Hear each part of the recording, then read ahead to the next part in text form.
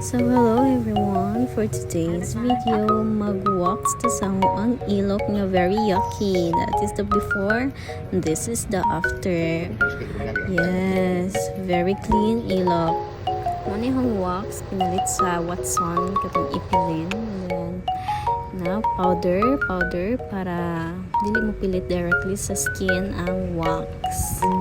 Mamugod ko ron. Today is my day off day, so na decide na nga mag-video sa pag-wax ang ilok. Yes, kana nag-trim na ko sa ang buhok kita asa kaayo. My God, ilhan nga dugay na kayo, wala dyan na wax, wala dyan na nahiluan. And then una na nagbutang na ko sa wax.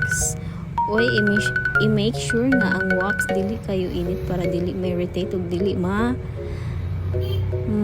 dark ang imuhang ilok kay ma-irritate mo na siya. Then nag-struggle jud ko na pagkuha. Oh my God, nalaman jud. Very sakit kay almost 1 month na pukugikan last nga nag-wax. Ang baga na jud kayo siya buhok. Kawa nagsige pa jud pa nga putol ang wax kay nasobraan ra na ho og leave. Dapat inig-apply nimo after how many seconds imuha na siyang kuhaon kay para dili maparehas sa aho ang grabe ka struggle.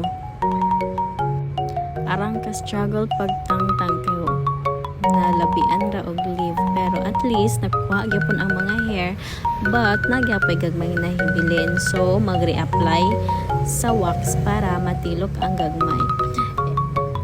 Pero di jud as in makuha tanan pati tong kinagagmayan, so inigumana na mag puller para matilok jud tanan ang buhok. Muna na jud kaayog porma baga struggle na kay nagnaong ni Miriros aran ang kabati tungod sa pag kuan nga magka-wax jud mahinlo ang ilok. Kay nindot magud pod ang hinlo imong ilok. Mura ba siya makahungaw.